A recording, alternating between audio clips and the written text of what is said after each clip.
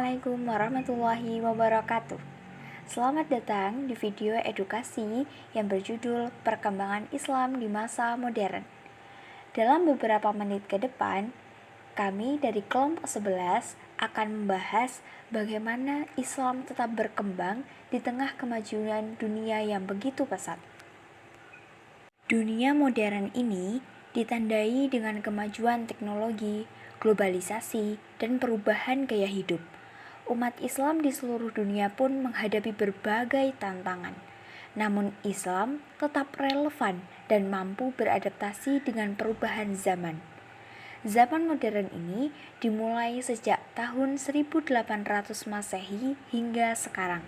Lalu, kalian penasaran gak sih mengapa bisa lahir zaman modern ini? Zaman modern ini lahir sebagai hasil dari interaksi panjang antara dunia barat dan dunia timur. Pada masa klasik, bangsa Eropa banyak belajar dan menerjemahkan karya-karya besar para ilmuwan Islam. Namun memasuki zaman modern, umat Islam justru tersadar bahwa Eropa telah mengalami kemajuan yang pesat. Eropa mencapai puncak kejayaannya, salah satunya ditandai dengan penaklukan Mesir oleh Napoleon Bonaparte. Dari sanalah muncul kesadaran baru di kalangan umat Islam bahwa mereka perlu bangkit dari kemunduran setelah sekian lama dijajah. Hal inilah yang memicu lahirnya zaman modern dalam sejarah peradaban Islam. Kemajuan Eropa yang begitu pesat membuka mata umat Islam, maka muncullah para cendekiawan Muslim yang berusaha membangkitkan kembali kejayaan Islam melalui pembaruan pemikiran. Mereka berasal dari berbagai wilayah yang pernah dijajah dan memiliki semangat yang sama, yaitu membawa Islam kembali relevan di tengah dunia modern.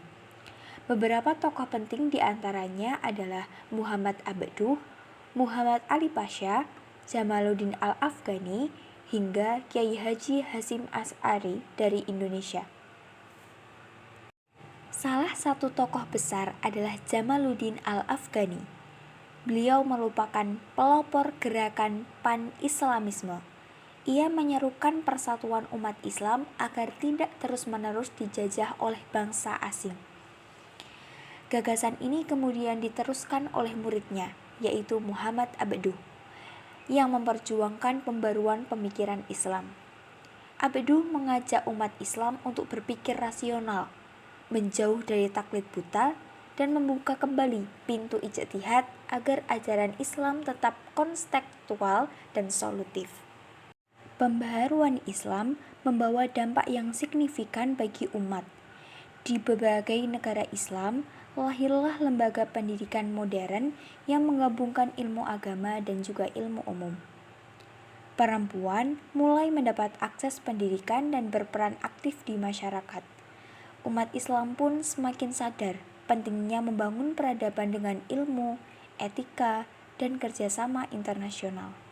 Meski begitu, umat Islam di era modern masih menghadapi berbagai tantangan yang besar, mulai dari radikalisme, Islamofobia, hingga krisis identitas di tengah arus globalisasi. Tapi harapan tetap terbuka. Banyak generasi muda Muslim yang kini berdakwah lewat media digital, menciptakan inovasi, dan terus menjaga nilai-nilai Islam di tengah kemajuan zaman.